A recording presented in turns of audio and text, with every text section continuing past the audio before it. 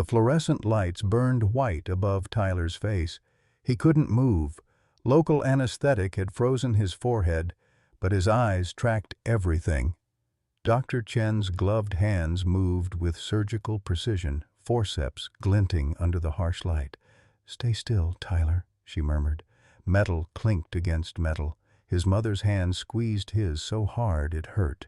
He tried to read her face, but she was staring at something above his eyebrow. Something he couldn't see. "Oh my God," the nurse whispered. Tyler's heart hammered. "What is it?" No one answered. The silence stretched for 3 terrible seconds. Then came a sound, a soft plop, as something hit the metal tray. Dr. Chen lifted the forceps slowly. Tyler glimpsed something pale and segmented writhing between the pincers. "This," she said carefully, "has been living inside your head for almost a month." Leave a like and share your thoughts in the comments along with the city you're watching from now. Let's continue with the story. 4 weeks earlier, Tyler Mitchell stood in his bedroom doorway, watching his mother grade papers at the kitchen table. Her coffee had gone cold an hour ago, untouched. Red pen moved across lab reports in swift, decisive strokes. She taught biology at the high school, parasitology unit this month, ironically. The stack of ungraded papers seemed to multiply rather than shrink. "Mom, I'm almost packed," Tyler called out. Becky glanced up, smiled briefly, then returned to her grading. "Don't forget socks this time, and your inhaler." Tyler was 14, quiet, more comfortable behind a camera than in front of people. His backpack lay open on his bed, already stuffed with 3 macro camera lenses but missing most of the actual camping essentials. He picked up items at random: a flashlight, bug spray, his grandfather's old brass compass. The compass was heavy, substantial. Tyler turned it over in his hands, studying the engraving on the back. W.H. 71, Saigon. William Harper. His grandfather Bill, who died 2 years ago. Tyler had asked about the compass once. His mother had changed the subject quickly. Something about old war stuff, nothing important. From the home office down the hall, Tyler heard his father's voice rise slightly. Michael was on another Zoom call, the 3rd today. The startup he worked for was struggling. Words like restructuring and downsizing had become common at dinner lately, though his parents tried to discuss it only after Tyler went to bed. The walls were thin. He heard everything. Tyler opened the compass, checking that it still pointed north. The mechanism clicked softly. He noticed a slight gap where the brass casing met the glass, as if there might be space inside, but didn't investigate further. He tucked it into his backpack's front pocket. In the living room, a framed photograph sat on the mantel, black and white, edges yellowed.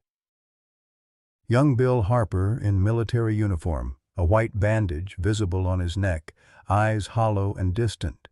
The handwritten caption beneath read, "Bill's mole, almost lost him. Nov, 1978. Tyler's grandmother Ruth had written that decades ago. He'd asked about it once too. Another deflection, another, "Your grandfather had some health issues after the war, nothing you need to worry about." The Mitchell family moved in separate orbits, Becky with her papers, Michael with his video calls, Tyler with his cameras. They loved each other, that was never in question. But attention was a scarce resource, divided and subdivided until everyone got just enough to feel seen, but not quite enough to be known. "Tyler," Becky called, "did you pack your toothbrush?" He hadn't. He grabbed it from the bathroom, shoved it into his bag, and zipped everything closed. Tomorrow morning they'd leave for Big Bend National Park. Spring break camping trip. Family time, though Tyler suspected they'd all still be absorbed in their own worlds, just with a better view. The compass clicked again in his backpack, a small metallic sound. Tyler didn't hear it. The West Texas desert stretched endlessly under a pale March sky. Big Bend National Park was all red rock and creosote bushes, the kind of emptiness that made Tyler feel small and free at the same time. He crouched low near the Rio Grande, camera lens focused on a carpenter bee hovering over yellow wildflowers. The air was hot and still. Sweat beaded on Tyler's forehead. He wiped it absently with the back of his hand, never taking his eye from the viewfinder.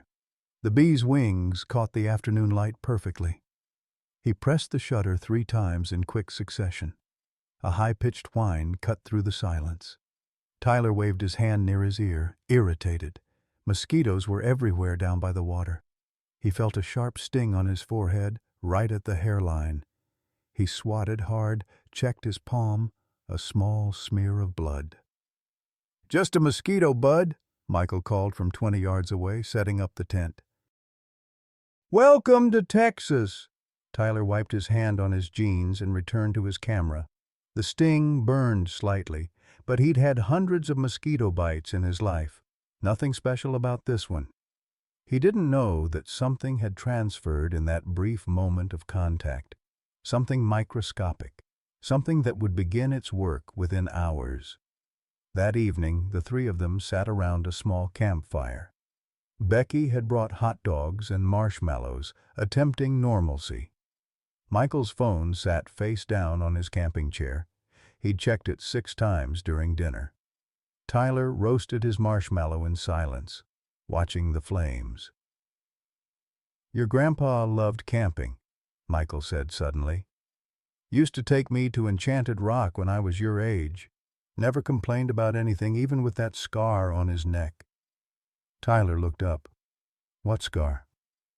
"From the war. Some kind of wound that never quite healed right. He never explained it.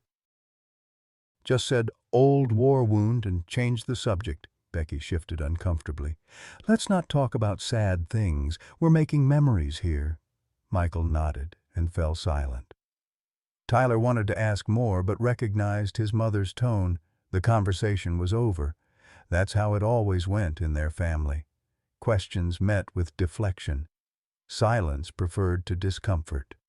The fire crackled. Somewhere in the distance, a coyote howled. Tyler touched his forehead absently. The bite was already forming a small, raised bump. It itched. By the second day, the bump was more noticeable, red, slightly swollen, about the size of a small pea. Tyler caught his reflection in the car window while his father drove them to see the Chisos Mountains. It looked like a pimple starting to form. "I think I'm getting a zit," Tyler said. Becky glanced at him in the rearview mirror. "You're 14, honey. Hormones. I'll grab you some Clearasil when we get home." Tyler nodded and said nothing more. The bump throbbed faintly, a dull pulse that matched his heartbeat. He pressed his finger against it. Tender, warm, normal for acne, he figured. On the drive home, Tyler fell asleep against the window, the compass in his backpack pressing against his shoulder blade. The bump on his forehead grew another millimeter. Beneath his skin, something moved. Monday morning, Tyler stood in front of his bathroom mirror, baseball cap pulled low. The bump had doubled in size over the weekend. What started as a mosquito bite now looked like a marble lodged under his skin, raised, angry red, with a dark spot in the center that resembled a blackhead. He touched it gently. Heat radiated from the inflamed tissue. The throbbing had intensified, a rhythmic pulse that seemed independent of his heartbeat. Tyler leaned closer to the mirror, studying the dark center. Maybe if he squeezed it, drained whatever was inside, it would heal faster. His fingers pressed against the sides of the bump. Pain shot through his forehead like an electric shock. He gasped, stumbling backward. His vision blurred momentarily. When it cleared, he saw a tiny bead of clear fluid at the bump's center. Not pus, something else, something that caught the bathroom light and glistened. Tyler grabbed toilet paper, dabbed it away, and pulled his cap lower. He didn't tell his parents. At school, the fluorescent hallway lights felt too bright. Tyler kept his head down, cap brim shadowing his face. His locker was at the end of the corridor, mercifully isolated. "Dude, what's on your forehead?" Marcus Webb appeared beside him, 6 feet tall and perpetually curious. Tyler's only real friend, though even that friendship existed mostly in comfortable silence during photography club. "Just a zit," Tyler muttered, spinning his combination lock. "That's huge, man. You okay?" "I'm fine." Marcus studied him for a moment longer, then shrugged and walked away. Tyler exhaled slowly. He grabbed his biology textbook and headed to first period, where he sat in the back row and avoided eye contact with everyone, including the teacher. Lunch was worse. The cafeteria was too loud, too crowded. Tyler bought a sandwich he didn't want and found an empty table near the emergency exit. He ate mechanically, tasting nothing, feeling the bump throb with each heartbeat. Across the room, he saw Marcus sitting with the photography club kids. They were laughing about something. Tyler used to sit there, not anymore. After school, Becky picked him up. She was already in teacher mode, talking about a student who'd plagiarized a lab report, about the upcoming parent-teacher conferences, about everything except Tyler sitting silently beside her. "We're stopping at Target," she announced. "I'm getting you proper acne treatment, the good stuff." Target's fluorescent aisles stretched endlessly. Becky loaded the cart with Neutrogena face wash, Clearasil spot treatment, oxy pads, salicylic acid gel. She read labels like she was preparing for a chemistry experiment. "This should clear it up," she said confidently. "I had terrible skin at your age. Hormones are brutal, but they pass." Tyler nodded. The bump pulsed.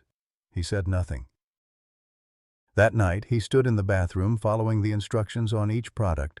Wash, pat dry, apply treatment, wait. The salicylic acid burned when it touched the inflamed skin. Tyler gritted his teeth and left it on for the recommended 5 minutes. When he rinsed it off, the bump looked angrier than before, redder, more swollen. He went to bed early, exhausted in a way that sleep wouldn't fix. The dream came at 2:30 in the morning. Tyler was back in Big Bend, standing alone in the desert at dusk. The sound of cicadas filled the air, but wrong, too mechanical, too rhythmic, like machinery mimicking nature. He looked down at his hands. Black beetles covered his skin, hundreds of them, crawling over each other in waves. He tried to brush them off. They dug in with tiny legs, burrowing. Panic flooded his chest. One beetle crawled up his forearm, moving with deliberate purpose toward his shoulder, his neck, his face.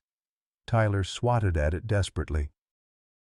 It reached his forehead and stopped directly over the bump. Then it began to burrow, pushing through skin that parted like water. He woke, screaming. Sweat soaked his sheets. His heart hammered against his ribs. Tyler's hand flew to his forehead, expecting to find a hole, expecting blood. Instead, he felt the familiar raised bump, hot and throbbing. But there was something else, a sensation beneath the surface. Movement, like something shifting under his skin. Tyler froze. He held his breath, pressed his fingers gently against the bump, and waited. There, a flutter, a pulse that wasn't his own. Something alive. "I'm imagining it," he whispered to the darkness. "It's just my heartbeat. Just inflammation." He repeated this mantra until dawn, never falling back asleep. By Wednesday, Tyler had developed dark circles under his eyes. Sleep deprivation and constant anxiety carved shadows into his 14-year-old face. In biology class, he sat in his usual seat, 3rd row back. Marcus sat directly behind him. The teacher droned on about cellular respiration. Tyler stared at his notebook, seeing nothing, feeling everything. The bump throbbed. His forehead felt tight, stretched. "Dude," Marcus whispered, "your pimple just moved." Tyler's blood went cold. "What?" I swear I saw it twitch, like the skin moved. Tyler's hand flew to his forehead. The moment his fingers made contact, he felt it, a distinct squirming sensation beneath his skin, like something trying to move away from the pressure. "I need to go," Tyler mumbled, standing abruptly. His chair scraped loudly against linoleum. The teacher looked up, annoyed, but Tyler was already halfway to the door. He ran to the bathroom, shouldered through the door, and stood gripping the sink. His reflection stared back, pale, terrified, a grotesque bump distorting his forehead. Tyler leaned close to the mirror, watching intently. The skin moved, a tiny ripple, barely visible but there. Something underneath, pushing up, then settling back. Tyler's breath came in short gasps. His vision tunneled. He gripped the sink harder, knuckles white, and forced himself to breathe slowly, in through the nose, out through the mouth. After 5 minutes, he went to the school nurse. "That's quite a cyst forming," Nurse Patterson said, barely glancing at it. She was busy restocking Band-Aids and seemed irritated by the interruption. "See a dermatologist if it doesn't improve. Ice it tonight." "Could there be something inside it?" Tyler asked quietly. "Inside it? Like what, honey?" "I don't know. It feels like something's moving." Nurse Patterson gave him a patient smile, the kind adults give children who say silly things. "It's sebum and dead skin cells. That's all acne is. When it gets inflamed, you feel your pulse in it." "That's normal." Tyler wanted to argue, to insist that this was different, but the words died in his throat. She wouldn't believe him. No one would. "Take some ibuprofen for the pain," she said, already turning away. Thursday evening, the Mitchell family sat down for dinner. Becky had made spaghetti. Michael scrolled through his phone with one hand, twirling pasta with the other. Tyler pushed food around his plate, not eating. "Tyler, are you feeling okay?" Becky asked. "You've been so quiet lately." "I'm fine. How's the pimple? Is the medicine helping?" Tyler set down his fork. His hands trembled slightly. "I think something's wrong with it." Michael looked up from his phone. "What do you mean?" "It feels weird, like there's something moving inside." His parents exchanged glances. That look Tyler had seen 1,000 times, the one that meant they were silently communicating over his head. "Son," Michael said carefully, "that's just inflammation. When something swells up, you feel your pulse in it. Happens with sinus infections, tooth pain, any injury." "He's right," Becky added. "I get that with bad headaches sometimes. It feels like throbbing. But this is different. The body plays tricks on us," Becky continued, her teacher voice emerging. "When you focus on a sensation, it intensifies. It's psychological as much as physical." "Don't overthink it," Michael said, returning to his phone. "If it's not better by next week, we'll take you to urgent care." Tyler looked at his mother, then his father. Neither was really seeing him. They'd heard his words, but not what he was trying to say. The fear, the desperate certainty that something was wrong. "Okay," Tyler whispered. He went to his room immediately after dinner, closed the door, and sat on the floor with his back against it. In the silence, he touched the bump gently. The movement was there again, unmistakable now that he knew what to feel for. Something was living inside his head, and nobody believed him. The second week crawled by with agonizing slowness. Tyler's world narrowed to a single point of awareness, the bump on his forehead that refused to heal. By Monday of week 3, it had grown to the size of a quarter, raised and angry, the skin stretched tight and glossy. The dark spot in the center had become a small opening, weeping clear fluid that stained his pillowcase each night. Becky sat at her laptop after dinner, searching symptoms. Tyler heard the soft clicking of keys from the kitchen. "Red swollen bump forehead won't heal Texas," she typed, then scrolled through results. brown recluse spider bites. The images matched: necrotic centers, spreading redness, resistance to treatment. "Tyler, come here," she called. He shuffled into the kitchen, exhausted. Sleep had become impossible. Every time he closed his eyes, he felt the movement beneath his skin, that terrible squirming sensation that nobody believed existed. "I think you were bitten by a spider while we were camping," Becky said, turning her laptop so he could see. "Brown recluse, very common in Texas. Look at these photos. Doesn't that look like yours?" Tyler studied the images. They did look similar. Maybe he was crazy. Maybe it wasn't something alive inside him. Maybe it was just venom and dying tissue and his own paranoid imagination. "We're going to urgent care tomorrow," Becky continued. "This needs proper medical attention." For the first time in days, Tyler felt a flicker of hope. Austin urgent care smelled like antiseptic and anxiety. They waited 45 minutes in uncomfortable plastic chairs, surrounded by coughing patients and screaming children. Tyler kept his head down, cap pulled low, feeling the throb, throb, throb of the wound keeping time with his racing heart.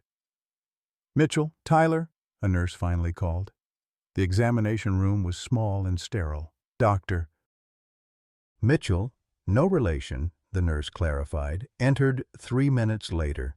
He was maybe 50, gray at the temples, moving with the exhausted efficiency of someone who'd seen too many patients that day. He glanced at Tyler's forehead for perhaps 10 seconds. "Spider bite, very common. Brown recluse or wolf spider most likely." "Are you sure?" Becky asked. "It's been 2 weeks and getting worse."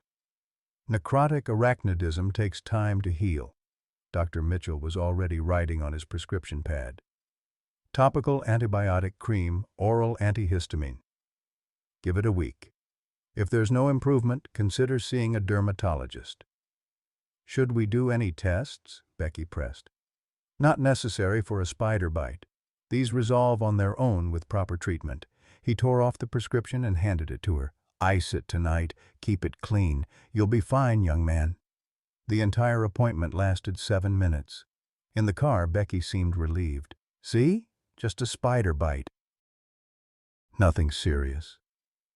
Tyler touched the bump gently through his cap. The movement was there, distinct, undeniable. Something recoiled from his touch, shifting deeper into the tissue. His stomach turned. "Mom," he started. "The doctor said you'll be fine," she interrupted, starting the engine. "We'll get these prescriptions filled, and you'll start feeling better." Tyler fell silent. The checkout cost $280. He'd seen his mother's face when the receptionist quoted the price, seen her hesitate before sliding the credit card across the counter, seen his father's text message appear on her phone immediately after. "How much?" Money was tight. Tyler knew this without being told. He'd heard the late-night conversations through thin walls, the careful discussions about mortgage payments and insurance deductibles and whether they could afford to fix the leak under the kitchen sink. Medical care was expensive. Complaining was expensive. Being believed was a luxury they apparently couldn't afford. The antibiotic cream didn't help. By Friday, the bump had grown to the size of a $50.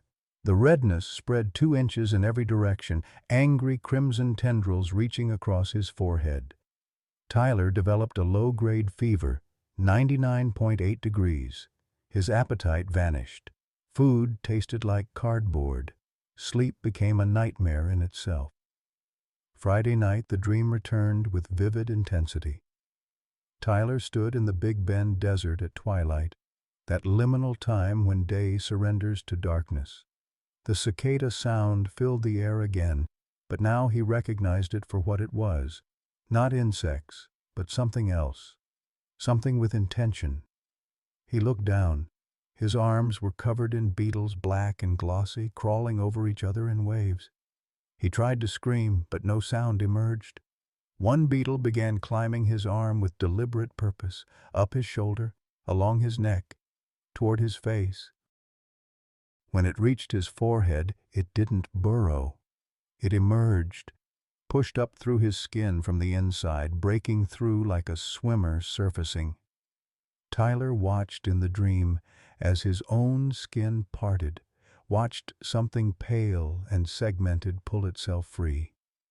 He woke, gasping, pillow soaked with sweat and something else. Yellow fluid.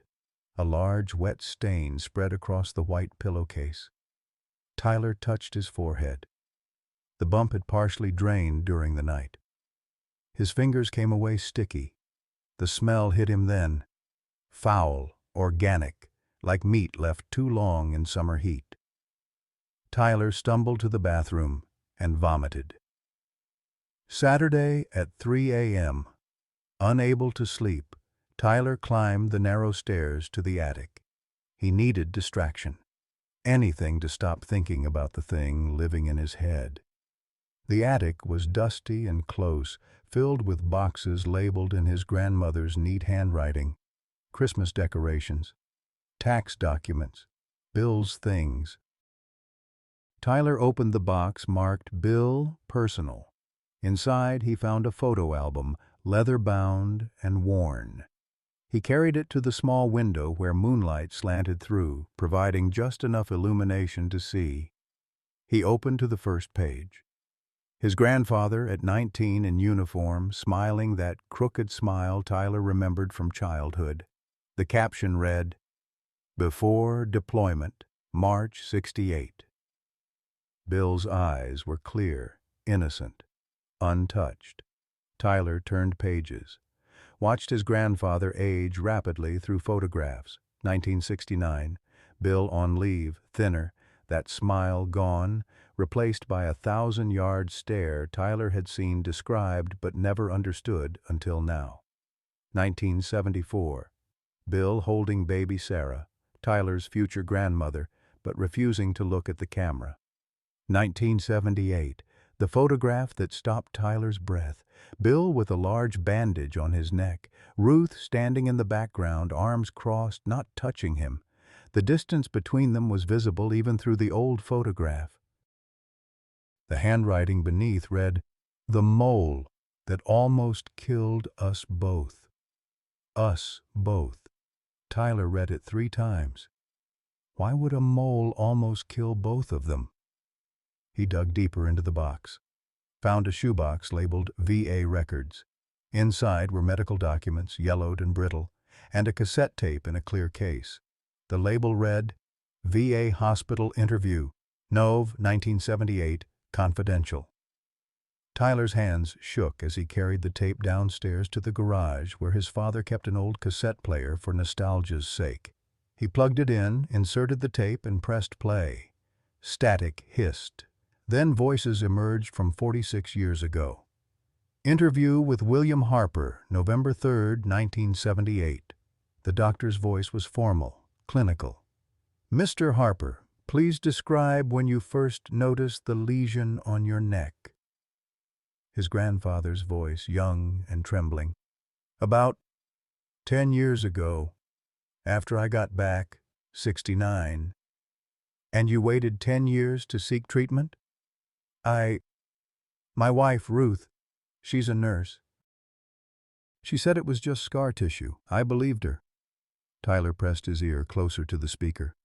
"The X-rays show a foreign body, metallic, approximately 7.62 millimeters.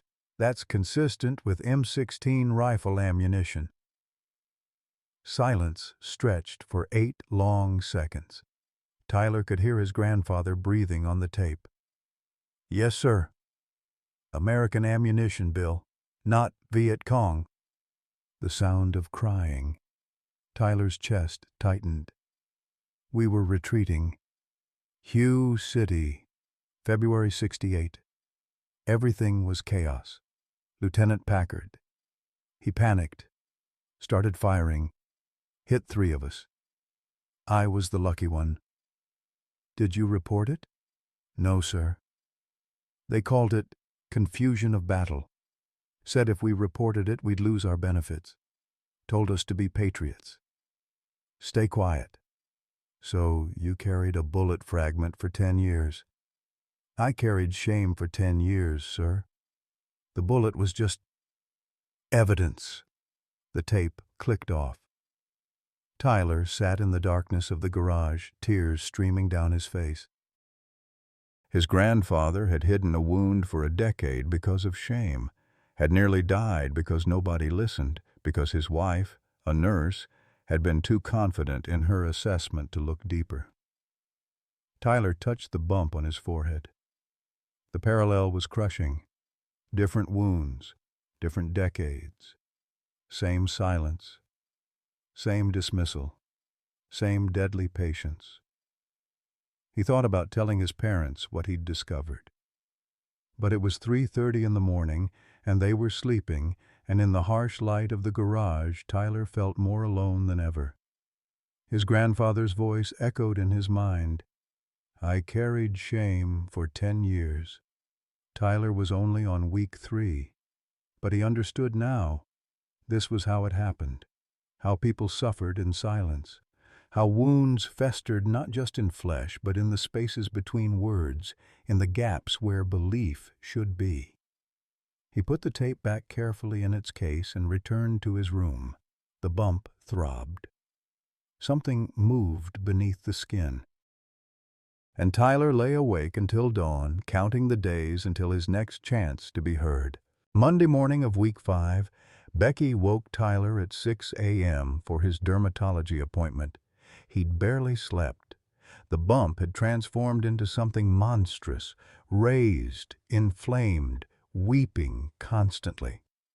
The smell had worsened. Tyler kept his bedroom window open despite the early spring chill, desperate to escape the sweet, sick odor of rotting tissue. Dr. Jennifer Chen's office occupied the 3rd floor of a modern medical building in North Austin. The waiting room was clean, efficient, filled with people avoiding eye contact. Tyler sat hunched in his chair, cap pulled low, feeling every pair of eyes that glanced his direction. Tyler Mitchell, the nurse called after 20 minutes. The examination room was small and bright, too bright. Tyler squinted against the fluorescent lights. His mother sat in the corner chair, hands clasped tightly in her lap. She'd taken the morning off work, rare enough that Tyler knew she was worried, truly worried for the first time since this started. Dr. Chen entered without fanfare. She was 45, precise in her movements, with the kind of focused attention that made Tyler feel actually seen for the first time in weeks. She didn't smile or make small talk. She pulled up a rolling stool and sat directly in front of him. "Tell me everything," she said, "from the very beginning." Tyler recounted it all. The camping trip, the mosquito bite, the progression from tiny bump to this, the misdiagnoses, acne, spider bite, MRSA, the antibiotics that did nothing, the feeling of movement that everyone dismissed. Dr. Chen listened without interrupting. When Tyler finished, she stood and retrieved a magnifying loupe with an attached light. "May I?" Tyler removed his cap. The exposure felt like vulnerability made physical. Dr. Chen leaned in close, adjusting the loupe. The light was bright and hot against Tyler's skin. She examined the wound for what felt like an eternity. Then she stopped moving entirely. Just stared. 10 seconds. 15. "Don't move," she said quietly. Something in her voice made Tyler's blood run cold. Dr. Chen straightened slowly, switched off the light, and removed the loupe. Her expression was carefully neutral, the kind of controlled face that comes from delivering bad news regularly. "Mrs. Mitchell, can I speak with you outside for a moment?" Becky stood quickly. "Is something wrong? I need to ask you some questions." "Tyler, we'll be right back." They stepped into the hallway. Through the thin door, Tyler heard murmured conversation, his mother's voice rising slightly. Dr. Chen's remaining calm, explanatory. The words were indistinct, but the tone was clear. Something was very wrong. When they returned, Becky's face had gone pale. She sat down heavily in the chair, hands trembling. "Doctor." Chen pulled her stool close to Tyler again. "Tyler, I'm going to be direct with you because I think you deserve honesty. What you have is not acne. It's not a spider bite. It's not a typical infection." Tyler's heart hammered. "What is it?" "A parasitic infestation. Specifically, I believe it's a botfly larva. Dermatobia hominis, the human botfly." The words took a moment to penetrate. "A fly?" "The larva of a fly. It's been living under your skin, feeding on your tissue for approximately 4 to 5 weeks, based on the size and presentation." Tyler felt the room tilt. His mother made a small sound, half gasp, half sob. "How?" Becky whispered. "We were just in Texas, not some tropical country." "It happens here more than people think," Dr. Chen said. "Botflies are found in Central and South America primarily, but they're documented in Texas, particularly in border regions. Big Bend would qualify." "The adult fly doesn't bite. It lays eggs on mosquitoes or other biting insects. When that insect bites you, the eggs transfer to your skin. Body heat hatches them. The larva burrows in." Tyler touched his forehead reflexively. The movement was there, undeniable now that he knew what it was. Something alive, something feeding on him. "I'm going to be sick," he muttered. Dr. Chen grabbed a basin quickly. Tyler dry heaved into it, nothing in his stomach to expel. His mother's hand found his shoulder. "We need to remove it today," Dr. Chen continued when Tyler had recovered. "The good news is that we caught it before it matured fully. The concerning part is the secondary bacterial infection. The MRSA diagnosis was correct, just incomplete. You have both a parasite and a severe infection." "Can you do it now?" Becky asked, her voice shaking. "Yes, I have time. Tyler, I'm going to numb the area and extract it. You won't feel pain, but you'll feel pressure. And you'll see what comes out if you want to." "I don't want to," Tyler said immediately. "That's fine, but I need you to stay very still. Mrs. Mitchell, you're welcome to stay or wait outside." "I'm staying," Becky said firmly. 20 minutes later, Tyler lay on the examination table, overhead light blinding, his mother's hand gripping his. The local anesthetic had made his forehead feel like someone else's skin, present but distant. He stared at the ceiling tiles and counted them. 14 across, 10 down, 140 total. He heard the instruments, felt pressure, heard Dr. Chen's measured breathing as she worked, felt his mother's hand tighten. Then came the sound, a soft plop, metal against metal, something solid hitting the specimen tray. "Oh my God," the nurse whispered. Tyler's eyes found his mother's face. She'd gone white as paper, hand over her mouth, staring at something Tyler couldn't see. "What?" His voice came out strangled. "What is it?" Dr. Chen appeared in his field of vision, forceps in hand. Between the metal pincers was something pale and segmented, approximately 2 centimeters long, covered in tiny black spines. It moved sluggishly in the air, a weak, writhing motion that made Tyler's stomach clench. "This has been living inside your head for almost a month," Dr. Chen said calmly. Tyler stared for 3 seconds, then turned his head and vomited over the side of the table. The nurse had another basin ready. Tyler heaved until tears streamed down his face, until his ribs ached, until nothing remained but bile and horror. "I'm sorry," Dr. Chen said, genuinely apologetic. "I should have warned you better. Maria, can you clean up?" "Tyler, just breathe. It's out now. You're going to be okay." But Tyler couldn't breathe, couldn't think. That thing had been inside him, feeding on him, growing. While everyone told him it was just a pimple, just his imagination, just anxiety making it feel worse, Becky was crying. Tyler heard her through his own gasping breaths, quiet, devastated sobs. Dr. Chen gave them a moment, then continued her examination. Tyler felt her gloved hands on his scalp, his neck, his other temple. He was too exhausted to protest, too shocked to care. Her hands stopped moving, pressed gently on his right temple. "Oh no," she said softly. Tyler's eyes snapped to her face. "What?" Dr. Chen's expression had shifted from relief to concern.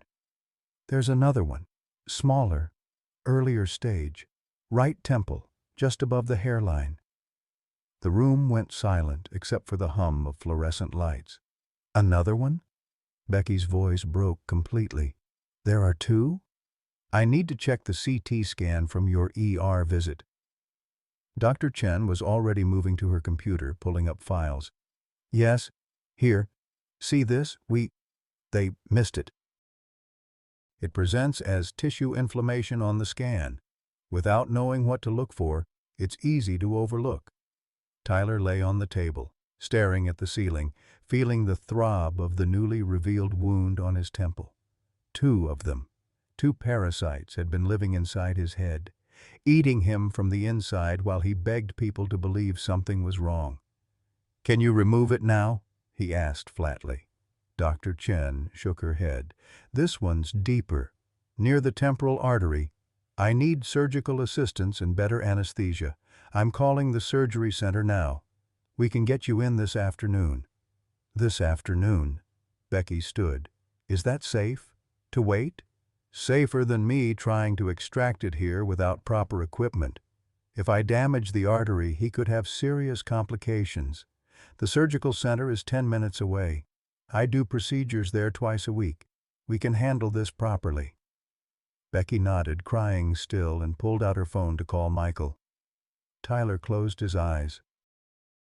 Two of them. The word repeated in his mind like a drumbeat. Two. Two. Two. He thought about his grandfather carrying a bullet for 10 years, thought about shame and silence and wounds that fester in darkness.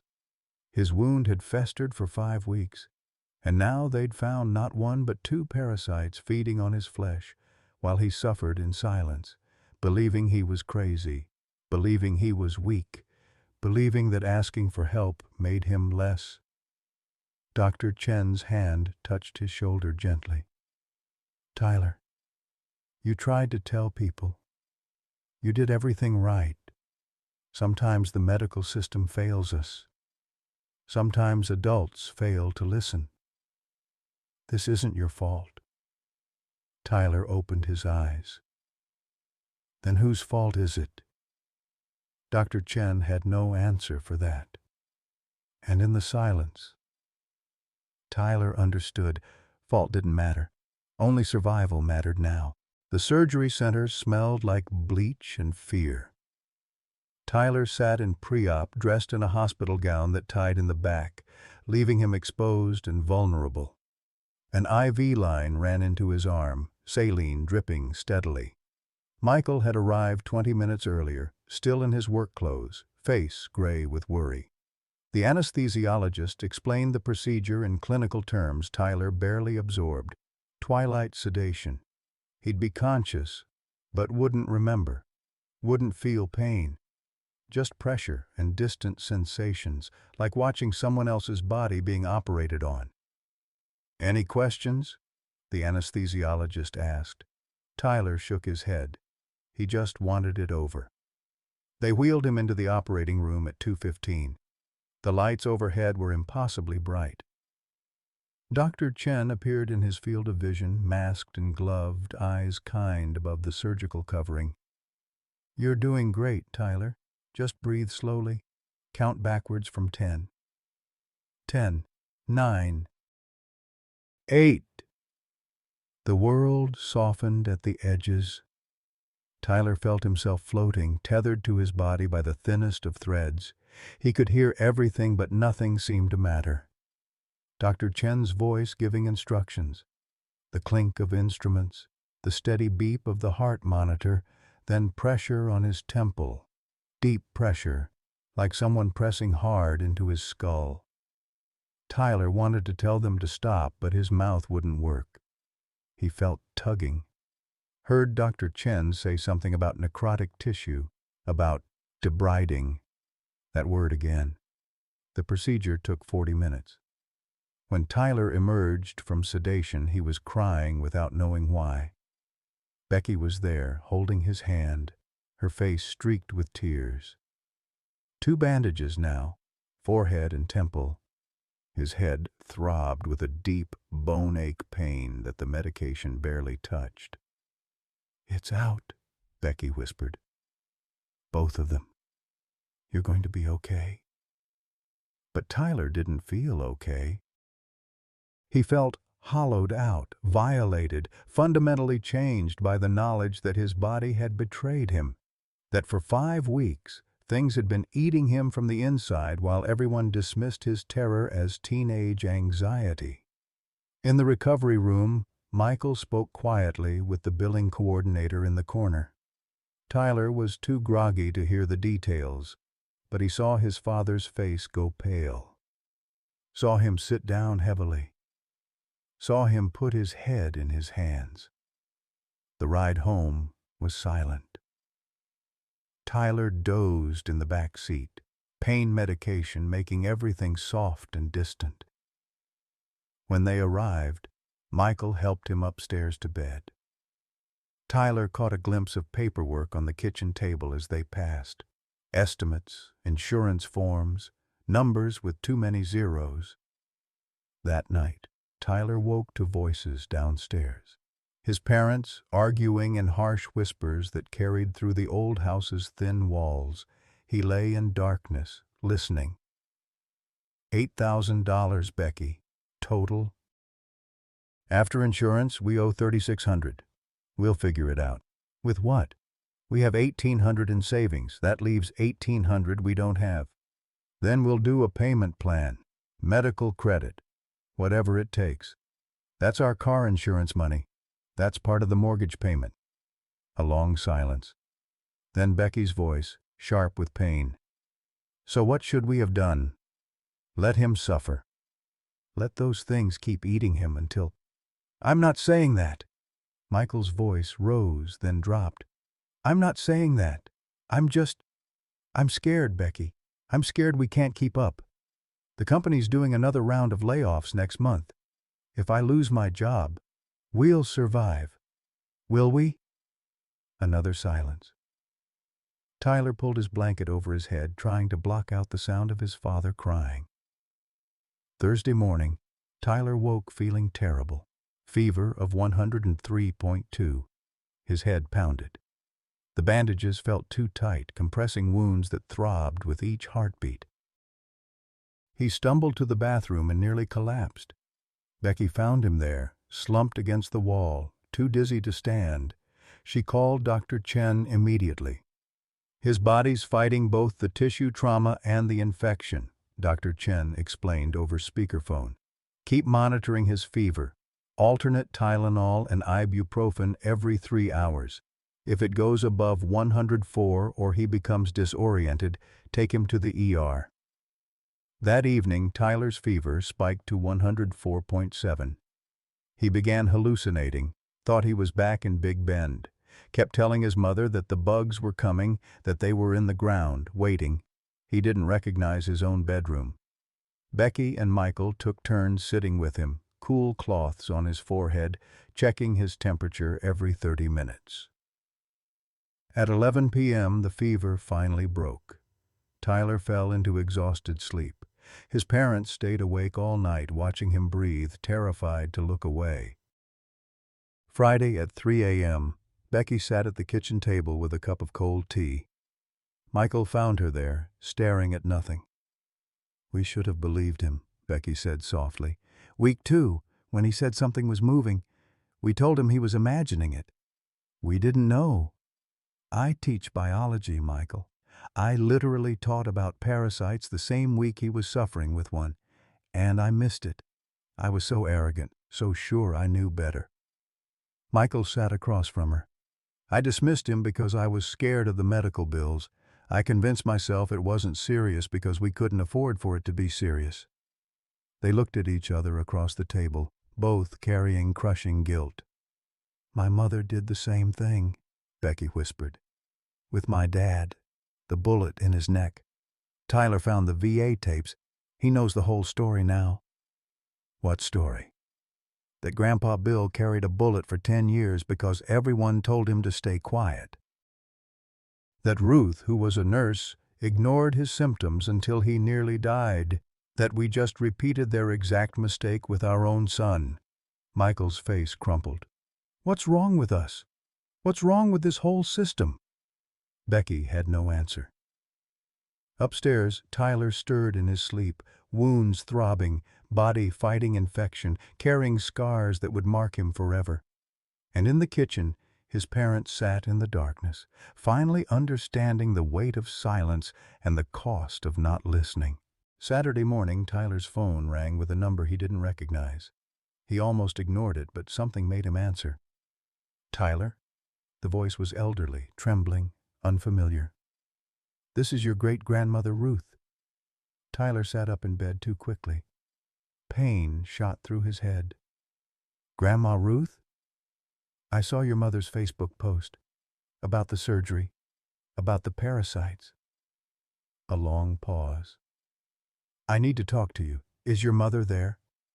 Becky appeared in his doorway minutes later, phone pressed to her ear, face pale. She listened for a long time without speaking. Then she sat on the edge of Tyler's bed, tears streaming silently down her face. "Mom wants to talk to you," she whispered, handing Tyler the phone. Ruth's voice was stronger now, determined. "Tyler, I'm 84 years old.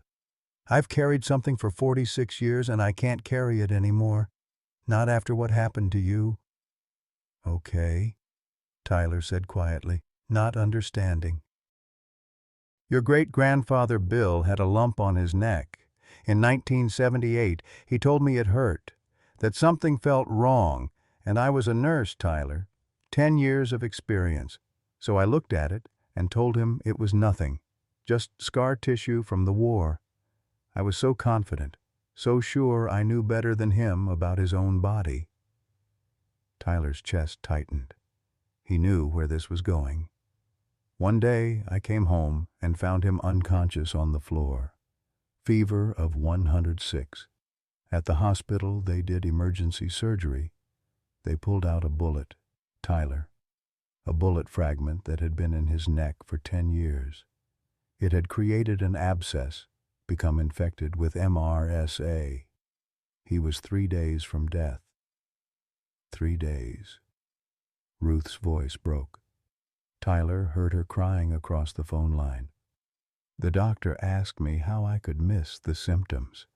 As a nurse, surely I'd recognize the infection. But I had no answer. Because I had seen the symptoms, I just refused to believe them. I thought I knew better." "I was too proud to admit I might be wrong." "It wasn't your fault," Tyler said, surprising himself. "It was exactly my fault. And your grandfather forgave me eventually. But it took years. Our marriage nearly ended. I never forgave myself. For 46 years, I've lived with that guilt. And when your father died in 2022, his last words to me were, 'Ruth, you saved me by finally listening.' But it took 10 years for me to listen, Tyler. 10 years of him carrying that bullet and that pain." Tyler touched his bandaged forehead. "Why didn't Grandpa Bill go to a doctor himself?" Ruth's answer came slowly. "Because the bullet was from friendly fire. His own lieutenant shot him during a retreat. They told him, 'Report it, lose your benefits. Stay quiet, go home a hero.' So he carried a bullet and a lie for 10 years until it nearly killed him." The parallel was crushing. Different wounds, same silence, same dismissal, same near death. "I'm calling because I saw what happened to you," Ruth continued. "How you tried to tell people something was wrong, how they dismissed you, how your own mother, who teaches biology, missed it, how history repeated itself in our family, and I need you to know this isn't your fault. You did everything right. Adults failed you. The medical system failed you. We failed you." Tyler couldn't speak. His throat had closed completely. "Break the cycle, Tyler. Don't carry silence into your life. Don't teach your children that pain should be hidden. Your great-grandfather learned that lesson too late. I learned it too late. Your mother learned it too late. But you learned it at 14. That might save someone's life someday." After the call ended, Tyler sat in silence for a long time. Then he remembered the compass. He'd left it in his backpack after finding the cassette tape. Now he retrieved it, turning the brass case over in his hands. The weight felt different somehow, significant. He opened it carefully. The needle swung to north, but something caught his eye, a slight gap between the compass mechanism and the case. He pressed gently. A hidden compartment clicked open. Inside was a folded piece of paper, yellowed with age. Tyler's hands shook as he unfolded it. The handwriting was shaky but deliberate. "To whoever finds this compass, if you're reading this, I probably didn't make it through tomorrow's surgery. My name is William Thomas Harper. I'm 29 years old, Vietnam veteran, husband to Ruth, father to Sarah. For 10 years, I carried a bullet in my neck, not from the enemy, from my own lieutenant. I could have had it removed years ago, but I was ashamed. Ashamed that I got shot by friendly fire. Ashamed that I stayed quiet when told to. Ashamed that I let shame almost kill me. The doctors say if I'd come in even 2 weeks ago, this would have been simple surgery. Now it's life or death. Sepsis. Oh, all because I was too proud to admit I was hurt. My wife Ruth, she's a nurse, she looked at it 100 times, said it was fine, and I believed her because it was easier than facing the truth. We failed each other. She failed to see me. I failed to speak up. If I survive this, I'm going to break the silence. I'm going to teach my daughter, your body will scream. Don't teach it to whisper. To whoever reads this. Maybe Sarah when she's older. Maybe a grandson I'll never meet. Don't be me. If something hurts, say it. If something's wrong, show it. If someone dismisses you, insist. The wound you hide is the wound that kills you. This compass helped me find my way through jungles in Vietnam. Let it help you find your way through whatever battle you're fighting. Don't carry your wounds in silence. William Thomas Harper, November 2nd, 1978. P.S. If I'm gone, tell Ruth and Sarah I love them, and I'm sorry I wasn't brave enough to ask for help. Tyler read it 3 times. His grandfather had survived. Tyler had known him for 12 years before he died. But Bill had written this letter expecting death, had hidden it where it might never be found, had left a message across generations about the danger of silence. Tyler went downstairs. His parents were at the kitchen table, surrounded by medical bills and insurance forms. They looked up when he entered. He showed them the letter without speaking. Michael read it first, then passed it to Becky. She got halfway through before breaking down completely. "He wrote this for you," she sobbed. 46 years ago, he wrote this for you." "No," Tyler said quietly. "He wrote it for himself, for his daughter, for anyone who needed to hear it. I just happened to be the one who found it." Monday afternoon, Tyler had his follow-up appointment with Dr. Chen. The wounds were healing well. The infection was responding to antibiotics. Scars would be minimal. But Dr. Chen had something else to discuss. She pulled up his medical records on her computer screen. "I want to show you something. For educational purposes, she displayed 2 CT scans side by side. This is from your ER visit in week 4. See here? This shows the abscess, but it completely missed the larvae. They look like tissue debris on the scan without proper context. This second scan from my office clearly shows the second larva. Tyler studied the images. The ER missed it. They did. I nearly missed it too. This is incredibly rare here. I've seen maybe 3 cases in 20 years. But here's what bothers me most, Tyler. You told people something was moving, multiple times, for weeks, and everyone dismissed you. Dr. Chen leaned forward. I'm calling the CDC to report this case. They're going to publish a case study. With your permission, I want to include your story. Not just the medical details, but the fact that you kept reporting symptoms that didn't match the diagnosis. That you tried to advocate for yourself and weren't believed. Why? Tyler asked.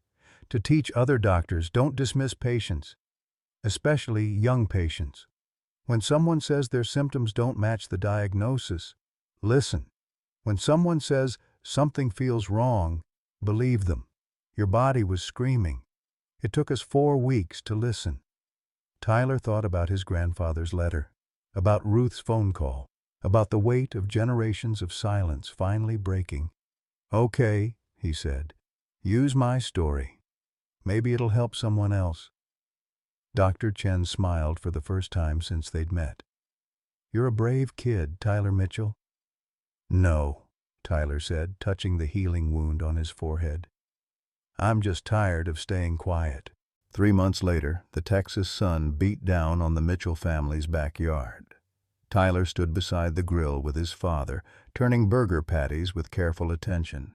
His hair had grown longer, covering the small scars that remained on his forehead and temple. Faint pink lines, barely visible unless you knew where to look. A rental sedan pulled into the driveway. Tyler watched his mother rush to help an elderly woman from the passenger seat. Ruth Harper moved slowly, using a walker, but her eyes were clear and determined. This was the first time she'd left the assisted living facility in 2 years, the first time she'd seen Tyler since he was 11. Behind Ruth came another woman, Dr. Sarah Mitchell Harper, Tyler's grandmother and Becky's mother. An emergency room physician from Dallas, who'd driven 4 hours to be here. The distance between mother and daughter had been vast for years, widened by unspoken resentments and Bill's death. But something had shifted after Tyler's surgery. Phone calls had been made, apologies exchanged. Slowly, carefully, bridges were being rebuilt. Marcus arrived on his bike, camera bag slung over his shoulder. You ready for this? He asked Tyler. As ready as I'll ever be. They'd been working on the video project for 6 weeks. What started as a school assignment had transformed into something larger. Tyler had filmed interviews with his family, with Dr. Chen, with the CDC epidemiologist handling his case. He'd shown his scars on camera, told the whole story without flinching. The family gathered at the patio table. Ruth sat at the head, Sarah beside her holding her mother's hand. An image that would have been impossible 3 months ago. Becky brought out food. Cornbread made from Ruth's recipe, Bill's favorite. No one mentioned this directly, but everyone understood. Your grandfather would be proud of you, Ruth said to Tyler, her voice steady despite her age. Because I survived? Tyler asked. No, because you're breaking the silence he couldn't. Sarah squeezed her mother's hand. Mom told me the real story about Dad's bullet. I'm an ER doctor and I had no idea my own father nearly died from an untreated infection. The irony isn't lost on me. Michael set down his plate. My father was the same way. Walk it off. Rub some dirt in it. That generation had their reasons. War trauma, poverty, toxic ideas about masculinity. Ruth said quietly. We didn't have the language then that you have now. But that doesn't excuse what we did. What I did? Tyler stood, surprising himself. I want to say something. The table fell silent. 3 months ago, I thought asking for help was weak. I thought if I just toughed it out, I'd be stronger. I thought adults knew better than me about my own body. He paused, touching his forehead unconsciously. And I almost died. Not from the parasites, from the silence around them. Grandpa Bill carried a bullet for 10 years because he was ashamed.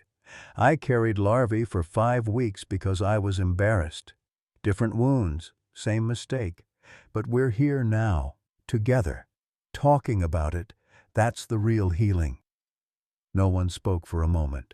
Then Ruth raised her glass of iced tea. Everyone followed. No speeches needed. Later, in Tyler's room, Marcus helped him finalize the video. They'd titled it, "The Wound That Whispered, a story about silence and survival." Tyler had posted a rough cut on TikTok 1 week after surgery, thinking maybe a few friends would see it. It got 2.3 million views in 48 hours. The comments had been overwhelming. Stories from other families, other kids dismissed by adults, other parents realizing their mistakes.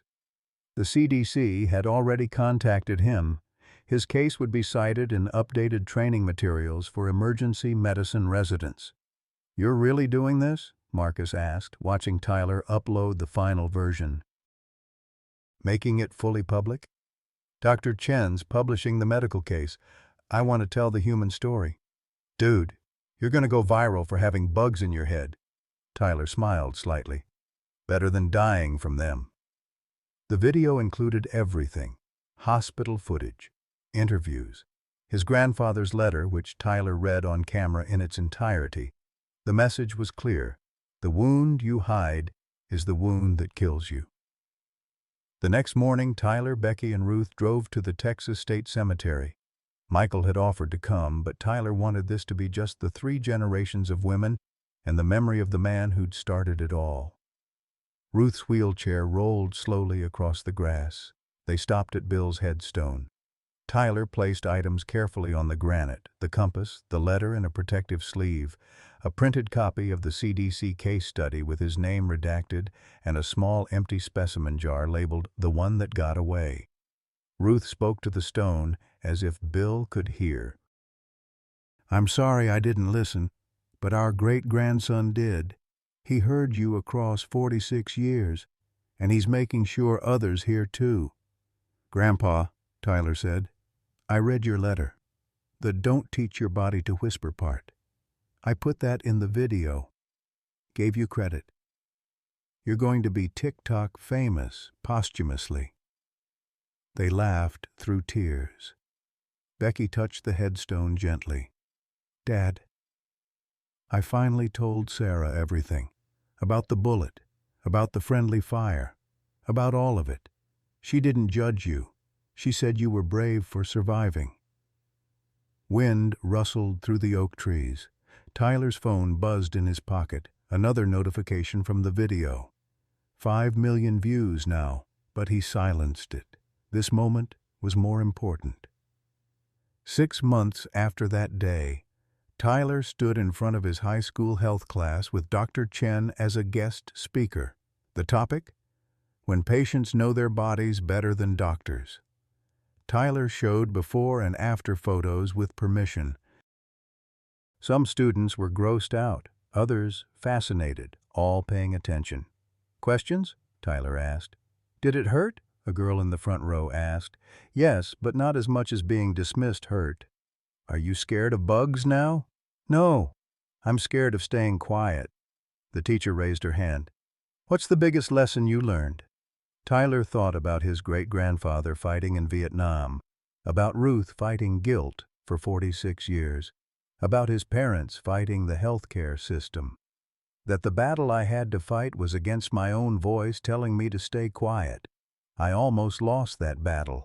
I'm here to make sure you don't fight it alone.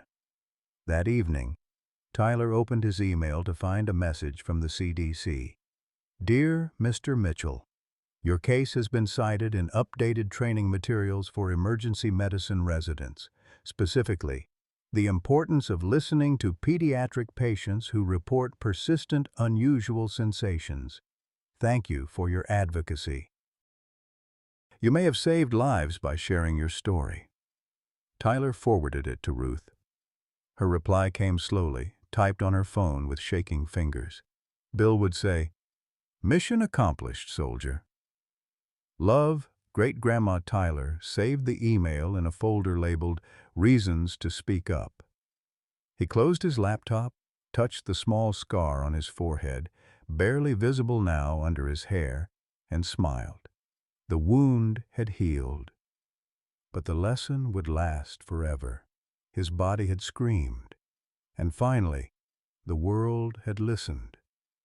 We grew up in a time when silence was considered strength, when walk it off was the answer to every pain, and asking for help meant weakness. Our fathers came home from war carrying wounds they never named. Our mothers held families together while swallowing their own struggles. We learned that lesson well, maybe too well. But here's what Tyler's story teaches us. That old code nearly killed him, just like it nearly killed his great-grandfather 46 years apart. The most powerful moment isn't when the doctors finally believed him. It's when 4 generations sat around a table and broke the silence together. When Ruth, at 84, finally said, "I'm sorry." When Becky admitted, "I missed it because I thought I knew better." When Tyler learned that speaking up isn't weakness, it's survival. This is the gift we can give our grandchildren: permission to be heard. The wisdom to know that the toughest thing isn't enduring pain silently, it's having the courage to name it out loud. Bill's compass guided him through Vietnam's jungles, but his letter guided Tyler through an even harder battle, the one against silence itself. What wounds, physical or emotional, did your generation carry in silence? And what would you tell your grandchildren about speaking up? Share your story in the comments below. Your voice matters.